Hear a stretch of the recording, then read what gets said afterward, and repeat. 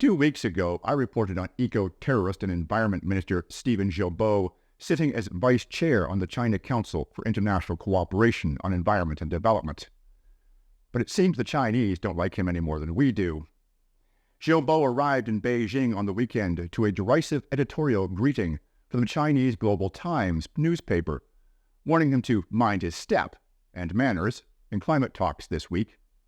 This was followed by a not-so-subtle warning that it would determine whether or not we, that is, China, could cooperate with Canada in the future.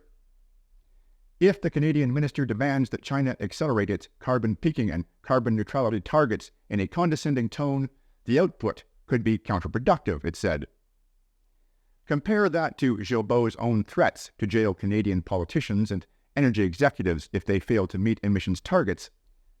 The former CN Tower scaler Guilbeault lectured Canada's premiers on coal, threatening them with criminal sanctions if they violated his radical timeline, despite the fact that Canada emits less than 2% of the CO2 emissions emitted by China each year, and despite the fact that the entire climate alarmist religion is unscientific bunk.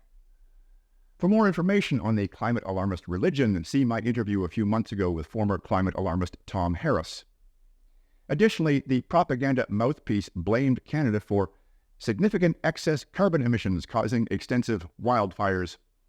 I also debunked that in last week's report, showing data that compares Canada's off-the-charts record number of wildfires and hectares burned to other countries in the world, which are showing record low numbers of fires. Global warming? Seems it's only happening in Canada. Funny that.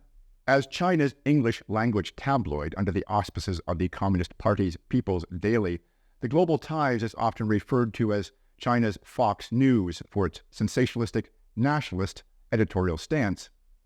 Hu Zhijin, the magazine's former editor-in-chief, is considered a vocal proponent of the, quote, wolf warrior strategy of denouncing critics of Chinese government policies. In his capacity as vice chair, Guilbeault is attending the annual meeting of the China Council for International Cooperation on Environment and Development. Although it's ostensibly billed as an independent think tank, it's led by Xi Jinping's former chief of staff, Huang Ronghui, and vice premier Ding Zhujiang. Guilbeault is the first cabinet minister to visit China in 4 years, during which tensions have increased following the arrest of Hawaii executive Meng Wanzhou in 2018, the forced detention of Michael Spavor and Michael Kovrig, and Chinese interference in Canadian elections. In the months leading up to his departure for Beijing, Guilbeault resisted opposition calls to cancel the trip and resign from the group. He also refused to speak out against human rights abuses and election meddling by the Chinese government. The Council will receive $16 million between 2017 and 2026 from Environment and Climate Change Canada, according to Guilbeault's office. Here at home, Guilbeault's own policies are being revealed for what they are: propaganda. A federal audit found no evidence that a 5-year, $133.7 million climate change program reduced diesel emissions in northern Canada. The Climate Change Adaptation Program was launched in 2016 in an attempt to reduce emissions from diesel generators, the main source of electricity in Arctic hamlets. However, the audit did not note any reductions in diesel emissions. Funding was targeted at, quote, reducing reliance on diesel, said the evaluation of the Climate Change Adaptation and Clean Energy Program 2016 to 2021.